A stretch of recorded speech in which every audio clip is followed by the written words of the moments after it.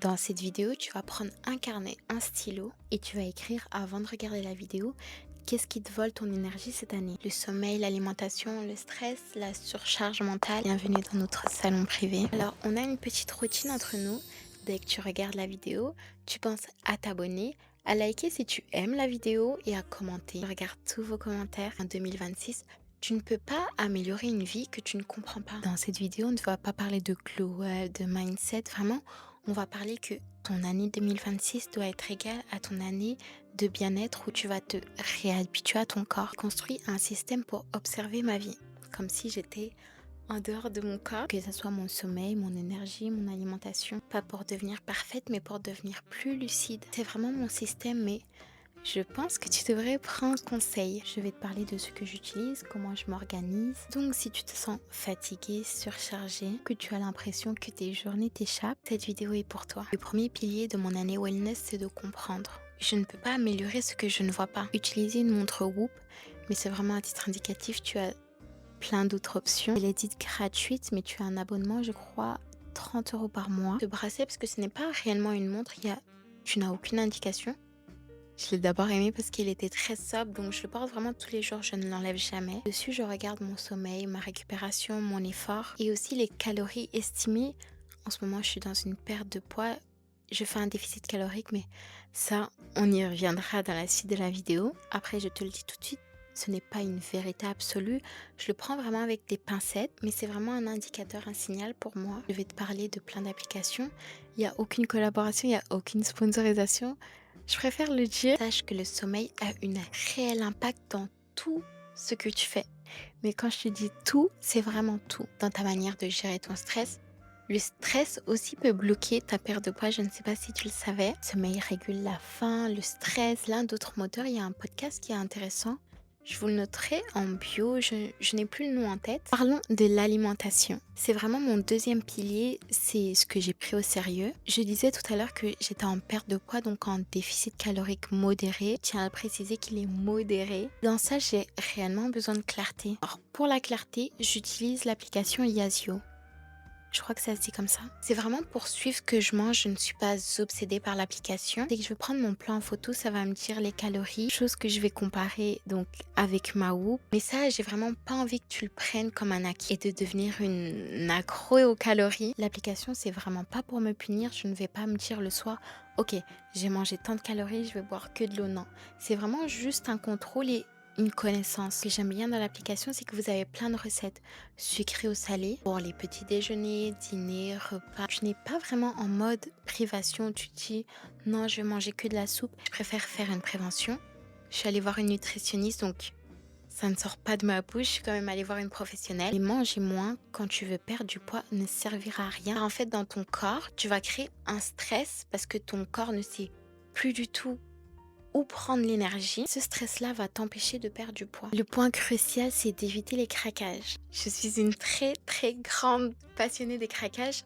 Vraiment, j'adore grignoter. Mais j'ai compris quelque chose. Quand tu vas éviter le craquage, donc te restreindre sur tout, c'est là alors que ton craquage sera énorme et tu vas manger tout ce qui te passe sous la main. J'ai remplacé tellement d'options, par exemple. J'aime énormément les glaces, mais ce que je préfère faire, c'est prendre du skyr. Je mets un peu de granola, un peu de fruits, un peu de miel, mais vraiment à quantité très très très raisonnable. Ça va être ça mon craquage, ça va plus être des grosses tablettes de chocolat. Toujours dans l'optique de voir le craquage comme une source de nouvelles protéines. Cette année, niveau d'alimentation, mes règles elles sont hyper simples. J'ai eu souvent l'habitude de faire des régimes yo-yo où je me disais oh non, je mange que de la salade. Honnêtement, les filles, sur la durée, vous n'allez perdre aucun poids. Qu'on est plus là pour apprendre à réhabituer son corps à bien manger, à manger entre guillemets dites sainement. Je ne mange pas que des légumes verts, d'ailleurs je n'aime pas ça. Manger beaucoup moins de produits transformés. Je ne regarde plus du tout les produits qui sont déjà préparés. Prendre le temps de venir cuisiner les plats que j'aime. Une très très bonne hydratation et ça je vous le dis en connaissance de cause. Je ne suis pas une fille qui aimait l'eau, vraiment je buvais tout sauf de l'eau. J'ai commencé petit à petit, par exemple j'aimais énormément les sodas. J'ai commencé à boire de l'eau gazeuse avec du sirop. Je sais pas, mais techniquement dans ma tête, je me disais, oh, je Je diminue ma consommation de soda. Après, l'eau gazeuse, je la buvais sans le sirop. Après, je buvais du thé et après, je suis passée à l'eau. Boire 2 litres, j'essaye, mais honnêtement, c'est un peu... J'ai pas envie de dire impossible. Tu peux aussi mélanger ton eau à l'électrolyte. C'est comme une poudre où tu peux acheter directement les boissons. Vous avez du sel d'Himalaya, va faire que ton corps va mieux retenir ton hydratation. Et troisièmement, une bonne quantité de protéines. Protéines, c'est tout ce que tu vas retrouver dans le poisson, la viande. Tu as dans le skyr, tu as poudre protéinée. Je réfléchis, mais il n'y a que ça qui me vient. Cette année, les filles, on doit bouger. Quand je dis bouger, on est d'accord, je ne vais pas mentir, je ne suis pas du tout là pour mentir. Je raconte juste mon expérience avec mon caractère et ce qui m'a aidé. Donc j'ai voulu faire du sport. On devrait tous faire du sport, mais ce qui est hyper difficile, c'est soit tu as la flemme d'aller à la salle, soit tu sais pas quoi faire, soit t'as plein de choses pour te dire non, je ne fais pas mon sport aujourd'hui. Je me suis dit, je fais 30 minutes. Franchement, 30 minutes dans la journée, c'est hyper simple et je le fais à la maison. Je ne sais pas vous, mais je suis vraiment une personne, quand c'est simple, c'est là où je tiens mieux. Mais quand j'essaye de mettre trop de restrictions, trop d'obstacles entre moi et la chose que je dois faire, à la fin, je le fais pas. Avant, je regardais des vidéos sur YouTube, donc dites-moi en commentaire si vous voulez que je vous note des références de vidéos sur YouTube que je regardais. Et là, dernièrement, je me suis pris un tapis de course. C'est un peu les tapis de course que vous pouvez mettre chez vous. Ils sont hyper simples, on en a vu partout sur TikTok. Hyper simple à ranger, ça prend pas de place. Et je me dis, ok, pendant 30 minutes, je fais ça. Et je le fais le matin à jeun comme ça. Je me dis, tout le reste de la journée, c'est fait, j'ai déjà fait quelque chose. Et j'ai une règle parce qu'on ne peut pas être en forme tous les jours. Quand je suis fatiguée, je garde une version minimale. Parce que la constance n'est pas de faire beaucoup, mais c'est de toujours le faire. Pour normal, je fais 30 minutes. Et jour fatigué, je fais soit une marche douce, soit alors une session douce, peut-être pendant 15 minutes. Mais je garde toujours le mouvement. L'organisation. Ça, c'est le plus gros de tout, je pense, cette année. Après, s'organiser, ce n'est pas d'avoir une to-do list qui est interminable. Moi, l'organisation, je le fais vraiment de manière à me libérer. J'ai remarqué que quand je ne suis pas organisée, je suis tout le temps dans le rush, j'oublie tout le temps des choses, je suis toujours pressée. Au final, soit tu perds du temps, soit tu n'as plus d'espace mental. Et moi, j'étais vraiment fatiguée mentalement. Je travaille depuis la maison, donc c'est encore un peu plus délicat pour faire la différence entre mon temps de travail et mon temps de repos parce que tout se passe dans ma maison et donc pour ça j'utilise l'application Structured. Ça va vraiment me permettre d'organiser et de visualiser surtout ma journée. L'objectif, ce n'est pas de me surcharger, c'est vraiment de différencier repos et travail. Parce que dans ma journée, je veux vraiment pouvoir libérer du temps juste pour moi, juste pour chill. Parlons du réveil. Et pour moi, je pense que c'est l'étape la plus importante.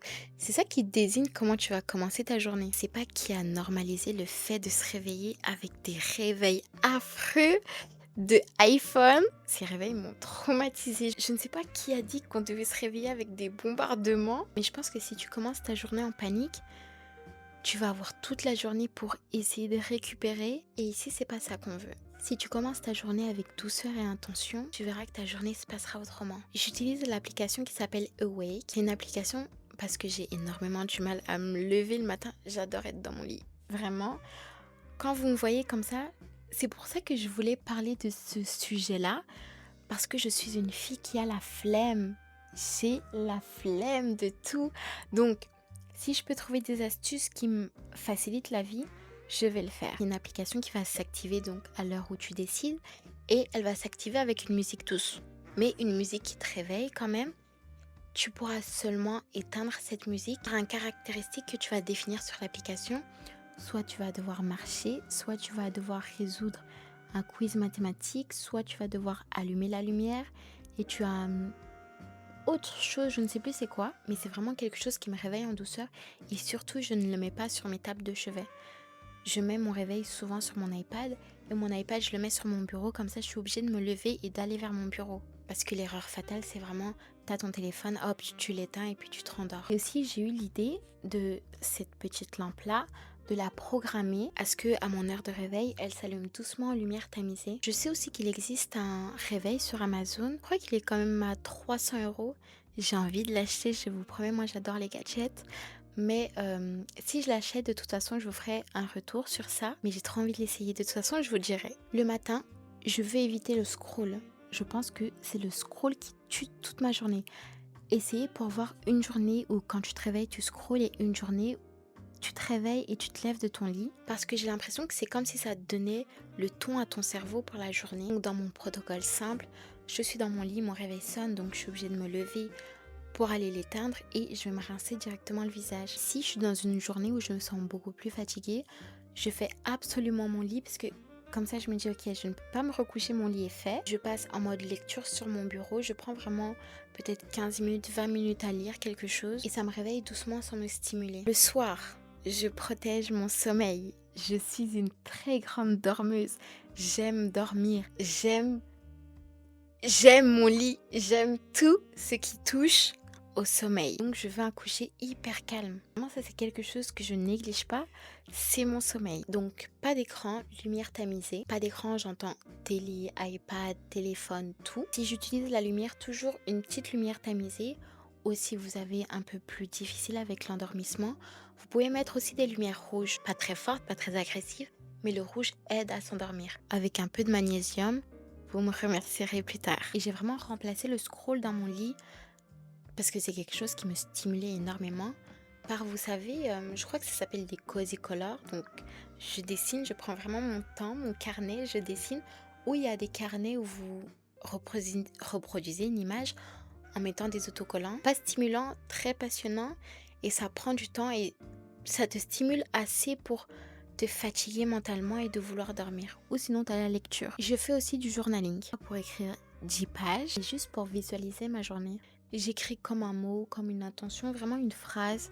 Si je me sentais fatiguée, c'est un peu comme un journal intime, mais sans pour autant écrire ses secrets. Mais c'est vraiment pour comprendre mon état intérieur. Pas le fuir, c'est vraiment juste 5 minutes où j'écris même une phrase. Alors cette année, après tout ça, tu n'auras plus de charge mentale. C'est ça qu'on vise. 2026 égale année bien-être. De stress inutile, plus de stimulation inutile. Qu'une fois par mois, je prends la journée pour moi, donc pour faire mes ongles, mes cheveux, tous mes soins de visage, gommage. Ça, vous pouvez le faire même à la maison. Et dites-moi si vous voulez un épisode uniquement sur ça, sur tous les soins et comment les faire à la maison, que ce soit des ongles, des cheveux, des soins vraiment. Dites-moi en commentaire si ça vous plairait un épisode comme ça. Cette année, je prends le temps de m'éduquer. C'est pas forcément quelque chose de scolaire, c'est vraiment apprendre des choses qui m'intéressent et qui me passionnent. Même de développer une compétence, que l'esprit fait aussi partie du bien-être. Et enfin, cette année, tu vas prendre ta santé au sérieux. Un annuel avec des professionnels, donc médecin généraliste, nutritionniste si tu as un objectif, gynécologue, prise de sang. Mais fais-les toujours en début d'année, comme ça tu dis ok, tu l'as fait au moins une fois, comme ça c'est fait. Cette année, je ne veux plus deviner ce que j'ai, je veux vraiment vérifier. Voilà mon système wellness 2026. L'idée là n'est pas de tout copier. L'idée vraiment c'est de comprendre ta vie et d'ajuster ce qui toi te convient. Par exemple si tu devais travailler un pilier. Parce que rien ne se fait en même temps. C'est vraiment pendant 3 semaines, un mois, tu vas toujours travailler step by step. Si tu essayes de tout faire en même temps, c'est inutile. Tu vas jamais tenir sur la durée. Que ce soit sommeil, alimentation, mouvement, organisation ou mental, tu choisirais lequel. Dis-le moi en commentaire. Et si tu veux que je te fasse une vidéo beaucoup plus détaillée sur mon organisation quand on travaille à la maison, mon alimentation en déficit ou ma routine sommeil complète, dis-le moi en commentaire. Merci d'avoir regardé, prends soin de toi et surtout observe-toi avec douceur.